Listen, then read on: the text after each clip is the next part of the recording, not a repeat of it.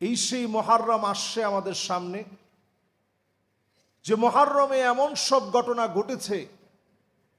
এই মুহররমের 10ই মুহররম আল্লাহ তাআলা সৃষ্টি জগতের অপরূপ অনেক ঘটনা আল্লাহ তাআলা এই মুহররম মাসে ঘটিয়েছেন। এই মাসটাকে দিয়ে যখন শুরু হবে নতুন একটা বৎসর, হিজরি সনের আবর্তনে জিলহজ মাসের পরে নতুন একটা বৎসর আসছে। একটাবার যদি কল্পনা করেন, এই সনটার নাম হিজরি সন। নবী করিম সাল্লাল্লাহু আলাইহি ওয়াসাল্লাম যখন হিজরত করতে বাধ্য হলেন, সেই প্রেক্ষাপটকে কেন্দ্র করে আল্লাহ রাব্বুল আলামিন যে মাসগুলোকে আল্লাহ তাআলা সন্নিবেশিত করলেন, নবী করিম সাল্লাল্লাহু আলাইহি সাল্লামের ঘটনাকে কেন্দ্র করে যে বৎসরের নাম রাখা হলো হিজরি বর্ষ, সেই হিজরি বর্ষের মুহররম আসার আগেই, মুহররমের পবিত্রতা রক্ষার জন্যে নতুন আরবে একটা বৎসর আসার আগে আমাদের কিছু প্রস্তুতি নেওয়ার জন্য আজকে আমরা কথা বলবো, আল্লাহ যদি তৌফিক দান করে ইনশাআল্লাহ। পড়ে নবী জীবনের সবচেয়ে বড় কঠিন দিন কোনটা ছিল? নবী করিম সাল্লাল্লাহু আলাইহি ওয়াসাল্লাম জীবনে যে কষ্ট করেছেন, নবীজি সাল্লাল্লাহু আলাইহি সাল্লাম হাদিসের মধ্যে ইরশাদ হয়েছে, নবীজি বলেন, ওয়ালিকুল্লি নাবিয়িন দাওয়াতুম মুস্তাজাবাহ। সব নবীরা আল্লাহর কাছে বিপদে পড়ে দোয়া করেছে। আল্লাহ তাআলা সব নবীদের দোয়া বিপদ অবস্থায় কবুল করছেন। আল্লাহর হাবিব বলেন, ইন্নী ইখতাবাতু দাওয়াতি শাফাআতান লিউম্মতি। আমি নবী বিপদে পড়েছি, মুসিবতের মধ্যে পড়েছি, বারবার পেরেশানির ভিতরে পড়েছি। আল্লাহর কাছে আমি সেই মুহূর্তে কোনো কিছুই বলি নাই। ইন্নী ইখতাবাতু দাওয়াতি, দোয়ার এই সুযোগটি আল্লাহর কাছে চেয়ে রেখেছি। ফাহিয়া নাইলাতুন ইনশাআল্লাহ। উম্মত সেদিন দোয়ার ফলাফল পেয়ে যাবে, উম্মত সেদিন দোয়ার ফলাফল পেয়ে যাবে। আমি নবীকে শাফাতের অনুমতি দেওয়া হবে, আর সেদিন উম্মতদেরকে শাফাত করব। আল্লাহর কাছে যখনই শাফাত করব, ফাহিয়া নাইলাতুন ইনশাআল্লাহ। মান মাতা মিন উম্মতি লা ইউশরিক বিল্লাহি আহাদা। আমার যে উম্মত শিরিক করে নাই, আল্লাহর সাথে অংশীদার স্থাপন করে নাই, ডেকে ডেকে তাদেরকে যিনি মাফ করে দিবেন তিনি কে? নবীজির শাফাআত সেদিন আমি আপনি পাবো ইনশাআল্লাহ বলে নবীজি আমাদেরকে আশ্বস্ত করছেন। নবীজি বলছেন, ফাহিয়া নাইলাতুন ইনশাআল্লাহ। দুনিয়ার জীবনে বিপদে পড়েও আমি আল্লাহর কাছে বলি না, আল্লাহ এই বিপদটাকে কাটায় দেন। আমি আমার উম্মতের বিপদের কথা মনে করে আল্লাহর কাছে কিছুই বলি নাই, আল্লাহর কাছে কিছুই চাই নাই। আল্লাহর কাছে জীবনে কোনোদিন বলে নাই যে আল্লাহ তায়েববাসীর উপরে এই মুহূর্তে গজব নাজিল করেন। শুধু একটা জায়গায় আল্লাহর হাবিব খুবই রাগান্বিত হয়ে বলেছিলেন, আল্লাহুম্মা ইমলা বুতুনা হাউলাইল কাফারা বিন্নার। আল্লাহ, যেই ইহুদি গোষ্ঠীর কারণে আমি নবী আজকে নামাজ পড়তে পারি নাই, এদের কবরগুলাকে আর পেটগুলাকে, ঘরগুলাকে তুমি আগুন দিয়ে ভরে দাও। বলেন আল্লাহু আকবার। চিন্তা করেন, আল্লাহ তাআলা তৎক্ষণাৎ নবীজিকে জানাইলেন, নবী আজকে আপনি আহজাবের এই প্রান্তে, খন্দকের এই প্রান্তে, যারা মদিনায় গিয়েছেন আপনারা দেখবেন, খন্দকের প্রান্তে অনেকগুলো মসজিদ আছে। সাবউ মাসাজিদ বলা হয়, 7টা মসজিদ আছে এখানে। ছোট ছোট করে মসজিদ করা আছে। কে কে দেখছেন দেখি? একজনও দেখেন নাই? মাশাআল্লাহ। 2 জন হাত তুলছে, মাশাআল্লাহ। 3 জন হাত তুলছে, মাশাআল্লাহ মাশাআল্লাহ, আলহামদুলিল্লাহ, হাত নামা। এই তো মাশাআল্লাহ, আরো অনেকে দেখছেন। ছোট ছোট দেখবেন মসজিদ করা আছে। অবরুদ্ধ করে রাখার কারণে নবীজি সাল্লাল্লাহু আলাইহি ওয়াসাল্লাম নামাজ পড়তে পারেন নাই। আল্লাহর নবী সাল্লাল্লাহু আলাইহি সাল্লাম ওই মুহূর্তে ঠিক আল্লাহর কাছে বলেছিলেন, আল্লাহ, যাদের কারণে নামাজ পড়তে পারি নাই তাদের ঘরগুলাকে আগুন দিয়ে ভরে দিও, কবরগুলাকে আগুন দিয়ে ভরে দিও, পেটগুলাকে আগুন দিয়ে ভরে দিও। নবীজি সাল্লাল্লাহু আলাইহি ওয়াসাল্লাম তায়েফের প্রান্তে রক্তাক্ত হয়েও বদদুয়া করে নাই। ফেরেশতারা এসে বলেছে, নবী বদদুয়া করেন। আল্লাহর নবী বলেছিলেন, আমি বদদুয়া করার জন্য আসি নাই, ইন্নী লানুবআস লাআন,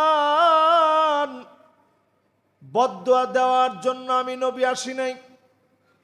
বুইসতু লিউতাম্মিমা মাকারিমাল আখলাক, আখলাককে পরিপূর্ণ করার জন্য এসেছি।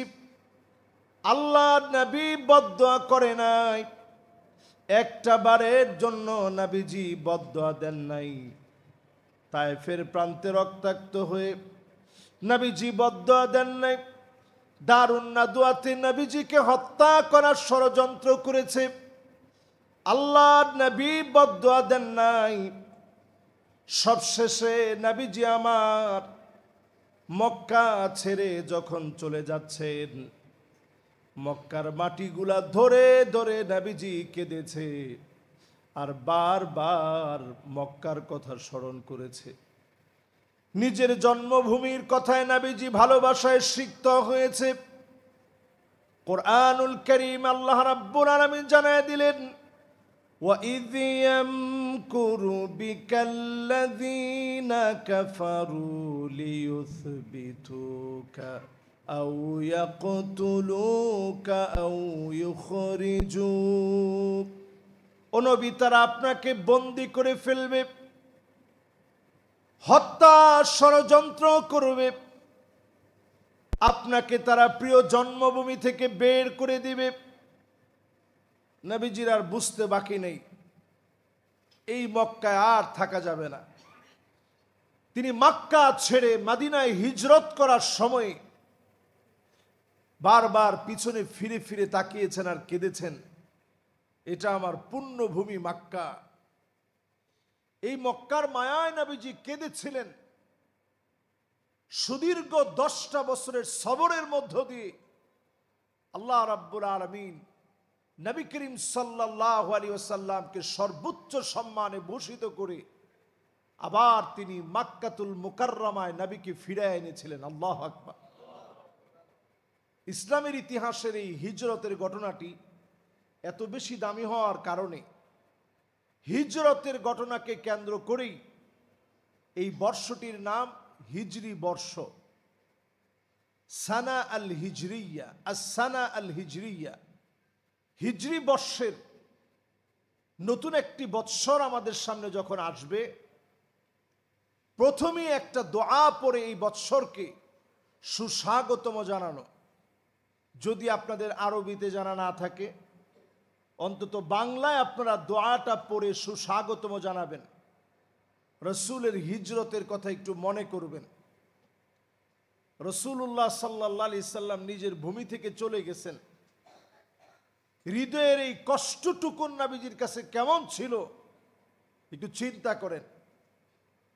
সেই চিন্তা করে যখন আপনি দোয়াটা পড়বেন, অবশ্যই এই বৎসরটাকে যিনি আমাদের জন্য কল্যাণময় বানায় দিবেন তিনি কে? সবাই একটু আমার সাথে সাথে পড়েন, আল্লাহু আকবার, আল্লাহু আকবার, আল্লাহু আকবার।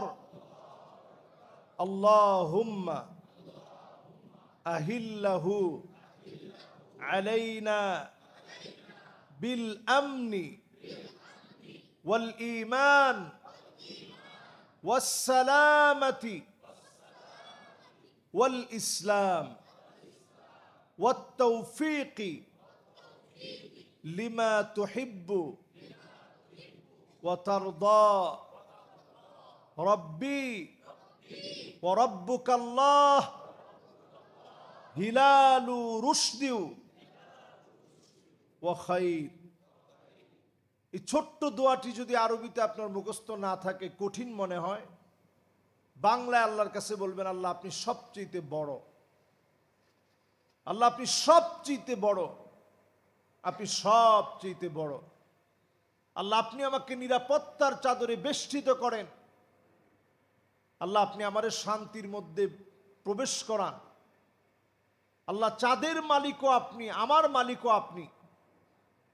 এই চাঁদটাকে আমার জন্য আল্লাহ কল্যাণকর বানিয়ে দেন। আল্লাহর কাছে কেমন যেন আপনি স্বীকার করে নিলেন, উমুক চাঁদ উঠলে আপনার ক্ষতি হতে পারে, উমুক মাস আসলে আপনার ক্ষতি হতে পারে, উমুক বৎসরটা আপনার জন্য ভয়াবহ হতে পারে।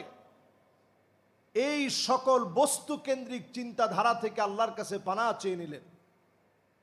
বাংলায় হলেও আমরা নতুন বৎসরের চাঁদ দেখা মাত্র এই দোয়াটা পড়ে নিব, আল্লাহর কাছে পানাহ চেয়ে নিব সকল রকমের শিরকি চিন্তা ভাবনা, বস্তু কেন্দ্রিক চিন্তা ভাবনা থেকে বের হয়ে আল্লাহ রাব্বুল আলামিনের দিকে যেন আমি আপনি আসতে পারি। এই চিন্তাটা যেন এই বছরটা শুরু হয় এই চিন্তা দিয়ে। 31st নাইটে যেভাবে আপনি আনন্দ উৎসব করে একটা বৎসরের অকল্যাণ ডেকে এনেছিলেন, বাংলা নববর্ষের নাম করে হরিণ শাবক, তারপরে বিভিন্ন হুতুম পেঁচা, এগুলো দিয়ে মঙ্গল শোভাযাত্রার নাম করে এরপরে শুরু হয়ে যায় কালবৈশাখী ঝড়, কি প্রকট আকার ধারণ করে। কিন্তু আরবি একটা বৎসর আসে, আমরা মুসলিম, আমাদের সকল ইবাদত আরবি মাসটাকে কেন্দ্র করে আবর্তন করে ঘুরছে, কিন্তু আমরা মুসলিম কয়জনের আমাদের খোঁজ খবর আছে বলেন? আজকে এই খোঁজ খবর না থাকার কারণে সারা পৃথিবীতে আমরা বড় নির্যাতিত, অধপতিত। সারা পৃথিবীর সমস্ত মানুষের কাছে যদি বর্তমানে প্রশ্ন করা হয়, আপনি বেশি দূরে যাওয়া লাগবে না, গুগলে প্রশ্ন করেন সবচেয়ে নির্যাতিত কারা, উত্তর আসবে মুসলমানেরা। চ্যাট জিপিটিতে গিয়ে আপনি প্রশ্ন করেন সবচেয়ে নির্যাতিত কারা, উত্তর আসবে মুসলমানেরা। আজকের দিন পর্যন্ত আপনি তাকিয়ে দেখেন 2 কোটি মুসলমান এখন সারা দুনিয়ার ভিতরে মার খাচ্ছে। মুসলমানদের ভাগ্যের পরিবর্তন হয় নাই। সারা দুনিয়ার ভিতরে 20 কোটি মুসলমান ঘর ছাড়া হয়ে গেছে, শরণার্থী হয়ে গেছে। বিভিন্ন শরণার্থী ক্যাম্পে ক্যাম্পে মুসলমান ঘুমায় আছে। ফিলিস্তিন ট্র্যাজেডিতে বিগত 1 বছরে 40,000 শিশু বাচ্চা তার মা তার বাবাকে হারিয়ে ফেলেছে। 68,000 আল্লাহর গোলাম আল্লাহর ডাকে সাড়া দিয়ে চলে গেছে, শহীদ হয়ে গেছে।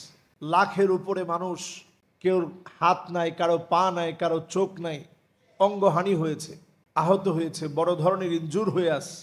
ঠিক সেই মুহূর্তে এখন নতুন করে ইরানের সাথে যে সংঘাত, ইরান এবং ইসরায়েলের যে যুদ্ধ এখন আবার শুরু হয়েছে, এটা স্বাভাবিক বিষয় না।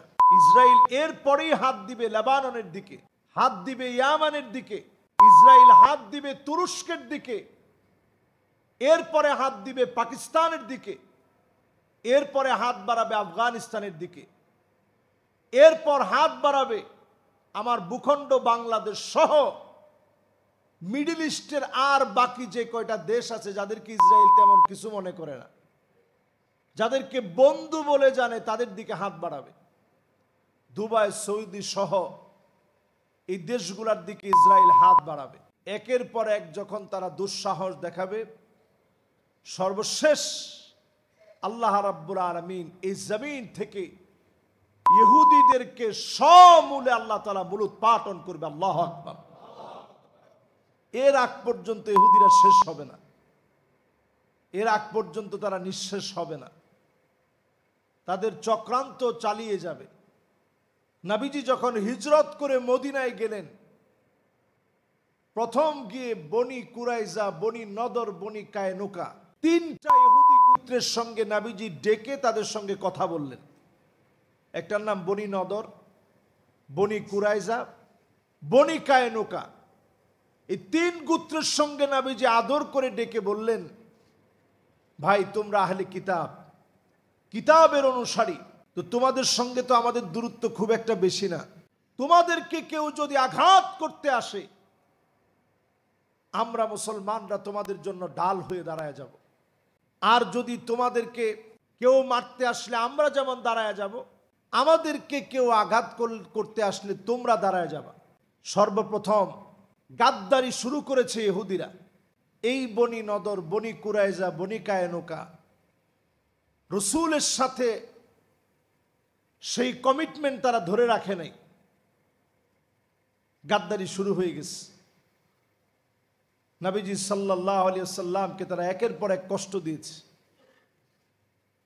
সবশেষে নবীজি সিদ্ধান্ত নিয়ে তাদেরকে বলছে, তোমরা খায়বার প্রান্তে থাকো। খায়বার প্রান্তে থেকেও যখন মুসলমানদের বিরুদ্ধে চক্রান্ত করছে, হযরতে ওমরে ফারুক রাদিয়াল্লাহু তাআলা আনহুর জামানায় ওমরে ফারুক রাদিয়াল্লাহু তাআলা আনহু বললেন, খায়বারেও তোমাদের থাকার কোনো সুযোগ নাই, বের হয়ে চলে যাও। কারণ এইখানে বসেও তোমরা ইসলামের বিরুদ্ধে, মুসলমানদের বিরুদ্ধে ষড়যন্ত্র করছো। তারা চলে গেল। মুসলিম ইতিহাসে যে সমস্ত শাহাদাতের ঘটনা আমাদের হৃদয়ের ভিতরে এখনো দাগ কেটে আছে, হযরত ওসমান রাদিয়াল্লাহু তাআলা আনহু কোরআন তেলাওয়াত করতেছিলেন, সেই সময়ে আব্দুল্লাহ বিন সাবার নেতৃত্বে হযরত ওসমান রাদিয়াল্লাহু তাআলা আনহুকে আক্রমণ করা হয়েছিল। কোরআন তেলাওয়াত অবস্থায় ফিনকি দিয়ে ওনার রক্তগুলা কোরআনের পৃষ্ঠার মধ্যে গিয়ে লেগেছে। তারপর হযরত ওসমান শহীদ হয়েছে। আল্লাহু আকবার। আপনি উজবেকিস্তানে যান, এখনো সেই কোরআনটা পৃষ্ঠা আকারে আছে। হযরত ওসমানের তেলাওয়াতের সময় রক্তগুলা ছিটকে গিয়ে লেগেছে। মুসলিম ইতিহাসের প্রত্যেকটি ঘটনার পিছনে আপনি তাকায় দেখেন, ইহুদিরা একটার পর একটা চক্রান্ত চালায় যাচ্ছে। বর্তমান পৃথিবীর পিআরসি জরিপ বলছে, এখন পৃথিবীতে যেই ধারাবাহিকতা চলছে, 2050 পর্যন্ত এই ধারাবাহিকতা যদি বজায় থাকে, সবচেয়ে বেশি হবে মুসলমানদের সংখ্যা। বলেন আল্লাহু আকবার। এটা তাদের কাছে একটা আতঙ্কের বিষয় যে মুসলমানদের সংখ্যা সবচেয়ে বেশি হবে। আলহামদুলিল্লাহ, ইরান ঠিক এই মুহূর্তে 1500 কিলোমিটার দূর থেকে আক্রমণ করতে সামান্য তারা ভয় পাচ্ছে না। পারস্যের ইতিহাস তারা ধরে রাখার জন্য তাদের ঈমান দীপ্ত বলিয়ান কণ্ঠস্বর সহ তারা আক্রমণ চালিয়ে যাচ্ছে। এজ এ মুসলিম হিসেবে ইরানকে অনেকে একেবারে নট আউট করে দেয় যে তাদের আকীদা ভালো না, বিশ্বাস ভালো না। এই মুহূর্তে অন্তত মুসলিম হিসেবে ইরানের জন্য দোয়া করা উচিত প্রত্যেক মসজিদ থেকে। যদি ইরানের বিপর্যয়টা দুর্বিষহ বিপর্যয় হয়, মুসলমানদের জন্য কালো একটা অধ্যায় নেমে আসবে।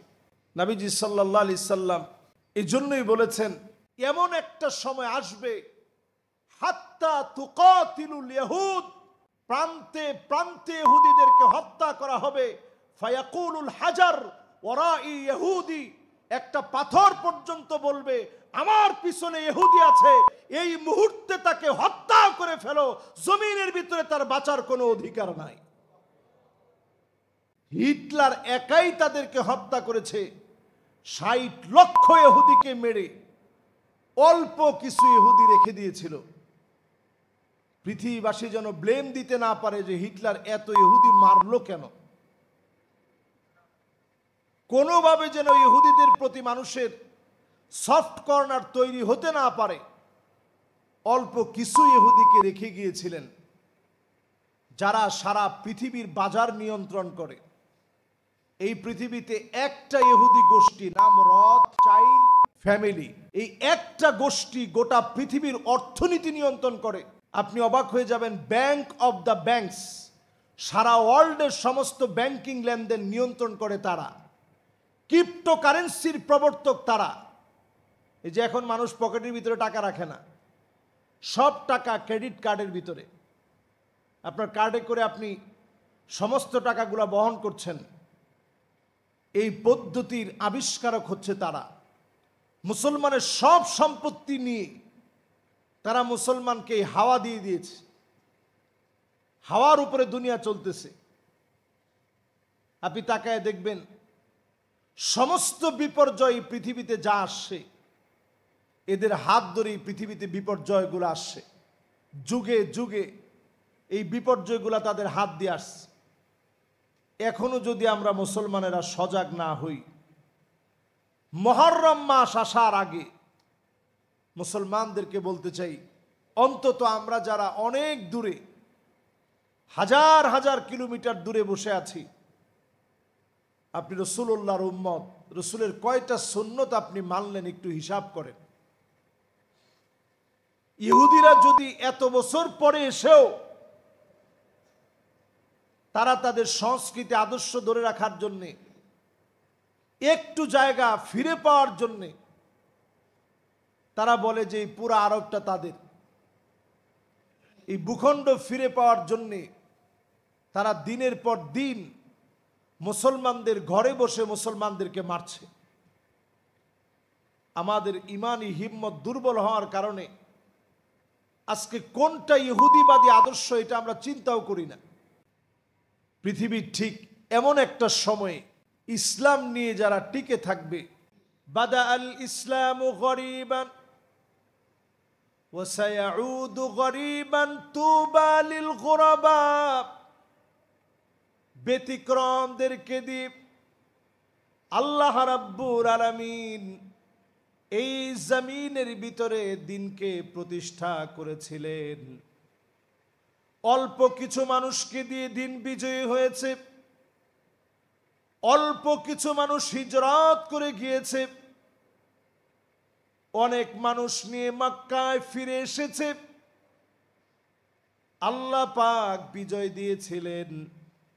আজও যদি আপনি ফিরে আসেন, দিনের দিকে, দিনের আহ্বানে যদি ফিরে আসেন, বাদা আল ইসলামু গরিবান ওয়া সায়াউদু গরিবান তুবা লিল গুরাবা, এই ব্যতিক্রমদেরকে দিয়ে আবার যিনি মুসলমানদেরকে বিজয়ী বানায় দিবেন তিনি কে?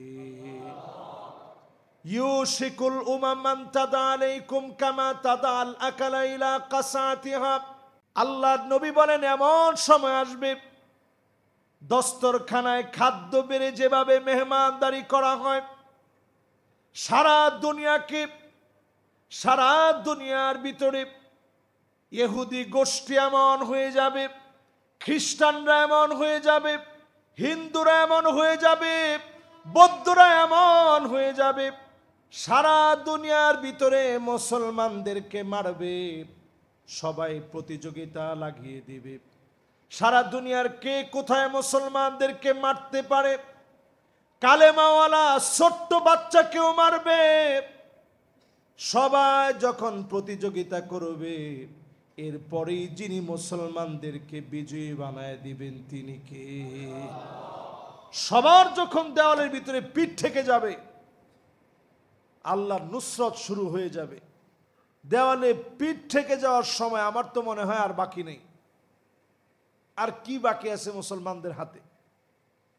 ইরানের পরে যদি তুরস্ক পর্যবসিত হয়, লেবানন, জর্ডান সহ আরব, মিডল ইস্টের যারা তাদের বন্ধুবর আছে,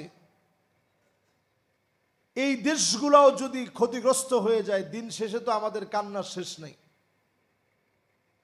যাওয়ার মতো কোনো জায়গা নাই। সেই দিকে এখন পৃথিবীর হিস্ট্রি হাঁটছে।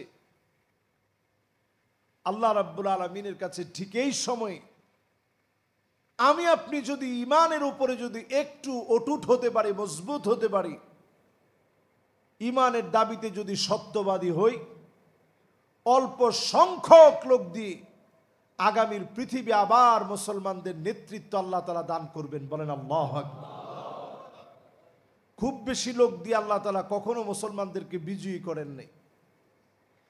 খুব বেশি লোক দিয়ে পৃথিবীতে মুসলমানরা কখনো শাসন করে নাই। কোথাও কোথাও এমন হয়েছে কোনো যুদ্ধই লাগে নাই। ইয়ামানে যখন ইসলাম প্রবেশ করছে কোনো যুদ্ধ লাগে নাই। রাসূল সাল্লাল্লাহু আলাইহি সাল্লামের জন্য প্রশংসা করে গেছেন, আল ইমানু ইয়ামানি, আল ইমানু ইয়ামানিয়ুন, আল ইমানু ইয়ামানি। নবীজি সাল্লাল্লাহু আলাইহি সাল্লাম ইয়ামানিদের প্রশংসা করে বলছেন, ইমান তো ইয়ামানিদের মতো হওয়া উচিত। তাদের ইমানটা কেমন? বিনা যুদ্ধে তারা কালেমা পড়ে মুসলমান হয়ে গেছে। বলেন আল্লাহু আকবার। প্রিয় ভাইয়েরা আমার, আজকে সেই ইয়ামানের অবস্থাও করুণ, ভয়াবহ। মুসলমানদের সেদিকে দৃষ্টিপাত নেই। মুসলমানদের পেট সেখানে পিঠের সাথে লেগে গেছে। চরম দুর্বিষহ অবস্থা ইয়ামানে, চরম দুর্বিষহ অবস্থা ফিলিস্তিনে। সিরিয়ার অবস্থা বিগত 12টা বছর করুণ থেকে করুণ ছিল। আল্লাহ তাআলা এখন কিছু রকম ভালো রাখছেন। তবে এই ভালো বেশি দিন ইসরায়েল থাকতে দিবে না। নতুন করে তারা সংঘাত তৈরি করবে, সিরিয়াকে যেন কোনোভাবে ক্ষতিগ্রস্ত করা যায়। এই দেশগুলোর নাম বারবার আমি বলছি এই জন্যে, কারণ নবীজি সাল্লাল্লাহু আলাইহি সাল্লাম এই দেশগুলোকে বলছে আকরু দারিল মুমিনিন, মুসলমানদের ফাইনালি আবাসস্থল হবে এই ভূমিগুলা। যেহেতু মুসলমানের আবাস ভূমি হবে এই জায়গাগুলো, এইখানেই মুসলমানদেরকে পাওয়া যাবে। মুসলমানরা সব এই জায়গায় মিলিত হবে, হামাগুড়ি দিয়ে হলেও সেখানে চলে যাবে। এটাকে মাহশার ওয়াল মানশার বলা হয়েছে। মুসলমানরা মিলিত হবে, একত্রিত হবে। এই জায়গাগুলোর ব্যাপারে নবীজি দোয়া করেছেন, আল্লাহুম্মা বারিক লানা ফি শামিনা, আল্লাহ তুমি আমার শামের ভিতরে বরকত দাও। শাম 4টা দেশ নিয়ে, বর্তমান লেবানন, ফিলিস্তিন, জর্ডান, সিরিয়া, এই 4টা দেশ নিয়ে পুরা এই শামটা গঠিত। নবীজি শামের জন্য দোয়া করে গেছেন। এই জন্য ইসরায়েল তার একটাকেও ভালো থাকতে দিবে না।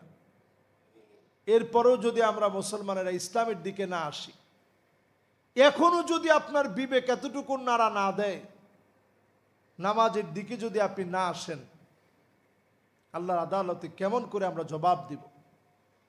আল্লাহ পাকের কাছে আমরা কামনা করি, আল্লাহ তাআলা যেইভাবে যুগে যুগে মুসলমানদেরকে বিজয়ের জন্য প্রস্তুত করেছেন, ইমানি হিম্মত দিয়ে আল্লাহ যেন আমাদেরকেও প্রস্তুত করেন। পড়েন আমিন।